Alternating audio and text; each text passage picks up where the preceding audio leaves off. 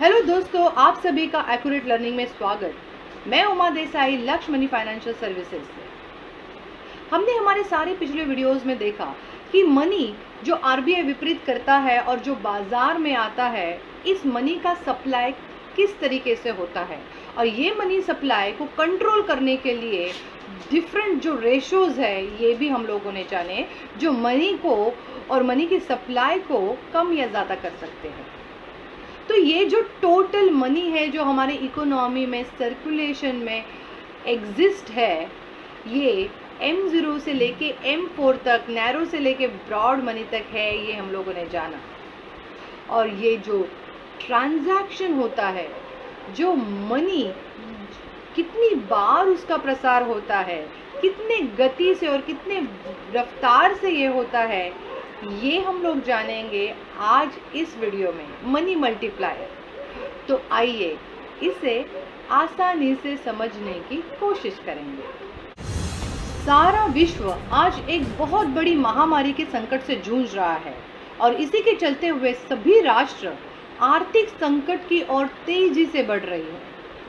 हर एक राष्ट्र अपनी राष्ट्र की आर्थिक क्षमता और आधारिक संरचना को देखते हुए वो अपने रेशोज को घटा रही है या आर्थिक पैकेजेस ले आ रही है जो मार्केट में मनी की सप्लाई को बढ़ाएगा, और यही मनी सप्लाई आगे जाके मल्टीप्लाई होके आर्थिक परिस्थिति को सुधारेगा।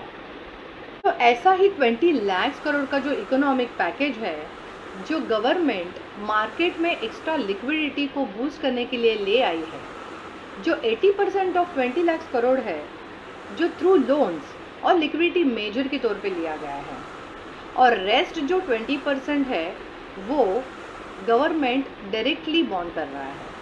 इससे नागरिकों को राहत और आर्थिक संकट से राष्ट्र को बचने के लिए ताकत प्रदान कर रहा है। यहाँ पे आप देखोगे कि जो सर्विस प्रोवाइडर है, जो प्रोफेशनल है, उनको टीडीएस में डायरेक्टली 25% की कटौती हो रही है, और इनकम टैक्स रिटर्न है जो 30 नवंबर तक ये आप भर सकते हो, तो इनकम टैक्स रिटर्न में आपको छूट मिल गई है। ईपीएफ जो है, जो प्रोविडेंट फंड है, जो पहले 12% हुआ करता था, वो आज 10% किया गया है।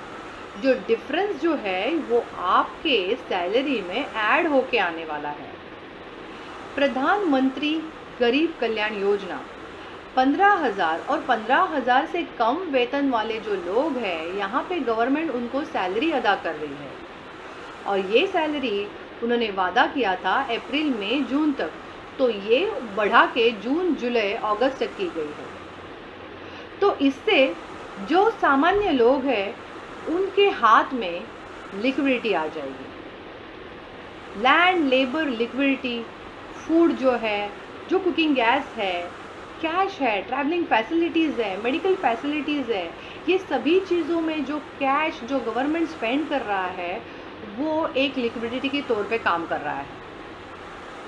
भारत जो एक कृषि प्रधान देश है, यहाँ पे इसके बाद जो आता है वो है MSME, micro small and medium enterprises, जो अपने जीडीपी का 30% तक है, और 40% ये भारत इससे निर्यात भी करता है। तो इकोनॉमी की जो डेवलपमेंट है ये इस पे निर्भर की गई है।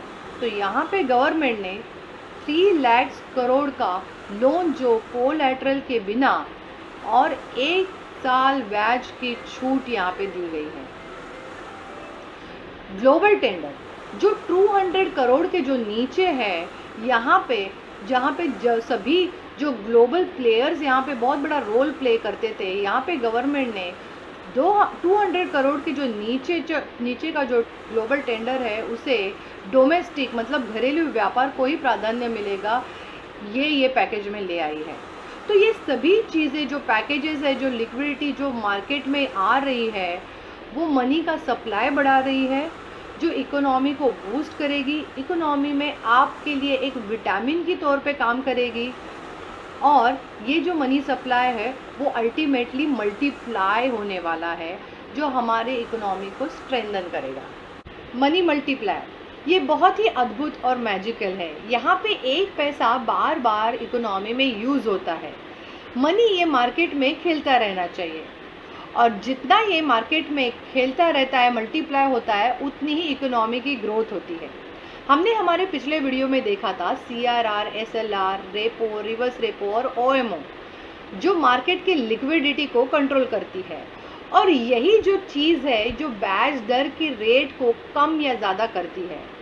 यहाँ पे इस रेशो की वजह से मार्केट में ब्याज देने का परसेंटेज भी बढ़ जाता है। तो यहाँ पे हम लोग एग्जाम्पल के तौर पे देखेंगे कि यहाँ पे हिंदुस्तान बैंक है जहाँ पे पब्लिक का डिपॉजिट 100 रुपया आया है और पब्लिक के हाथ में पैसा ज़ीरो है और उन्होंने 100 रुपीज़ ये डिपॉजिट के तौर पे बैंक में रखे हुए हैं।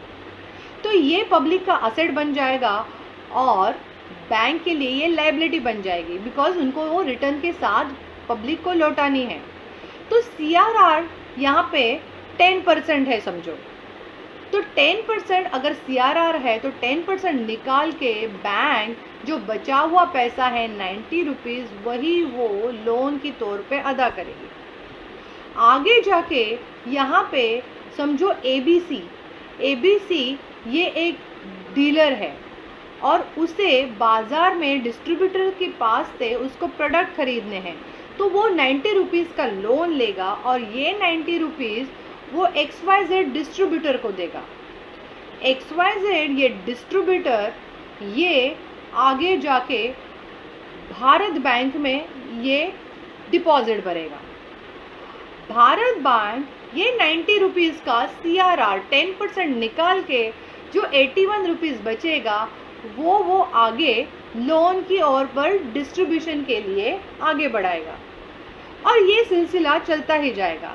यहाँ पे आप देखोगे जो 100 रुपया जो मार्केट में ओरिजिनली फियाट पेपर मनी जो वितरित हुआ था, जो बैंक में डिपॉजिट के तौर पे आया था, तो समझो ये हमारा जो करेंसी रेशो है, जो हाथ में पैसा नहीं हो, ज़ीरो है, प्लस ये हमारा 100 रुपीज़ जो डिपॉजिट है और जो दूसरे जो बैंक में जो डिपॉजिट आया है जो प्लस 90 रुपीज़ है, तो टोटल मनी हुई 190 रुपीज़।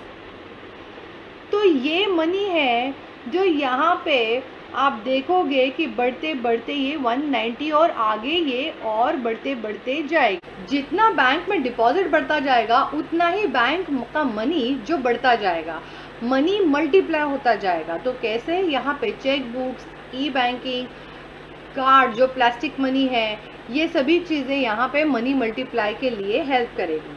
तो यहाँ पे जो ओरिजिनल जो प्रिंट हुआ था फियाट पेपर मनी जो ₹100 था, वो यहाँ पे कैसे मनी का मल्टीप्लाई हो रहा है ये हम लोग एग्जाम्पल के तौर पे देखेंगे।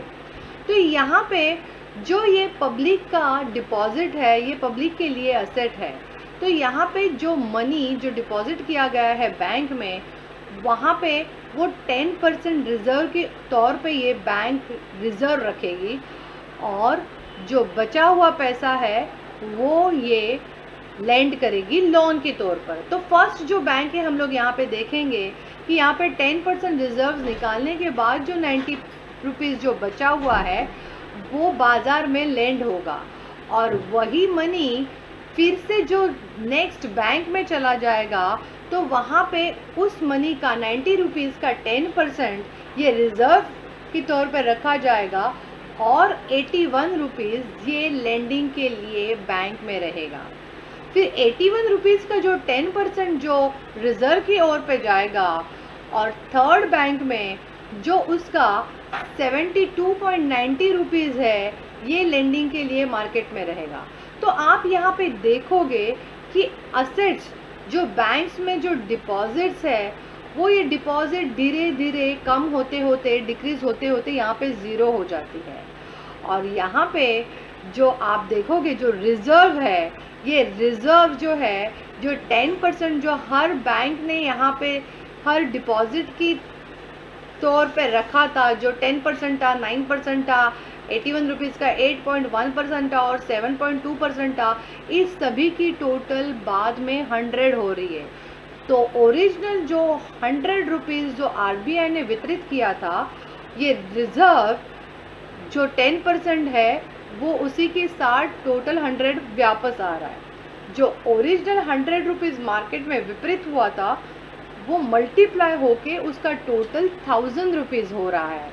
तो यहाँ पे ये बहुत ही अद्भुत और बहुत ही इंटरेस्टिंग है कि यहाँ पे जो रिजर्व्स, जो रेशोज़ है, जो आरबीआई जो मार्केट में ले आती है, जो इकोनॉमिक जो पैकेजेस यहाँ पे ले आते हैं वो उतना ही नहीं रहता है, तो वो बहुत ही अच्छी तरीके से वो मल्टीप्लाई भी होता है।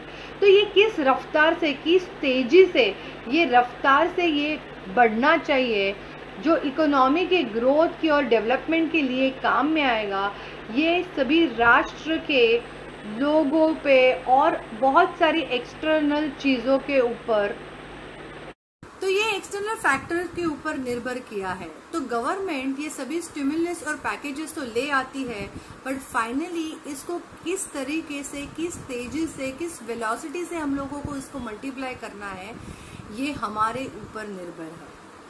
तो आज के लिए इस सेशन में इतना ही। Thanks for watching this video. I hope you all like this video. Please share, like, subscribe, and yes, please leave your comment in comment box, and please do let us know what topic you want us to take. Thank you.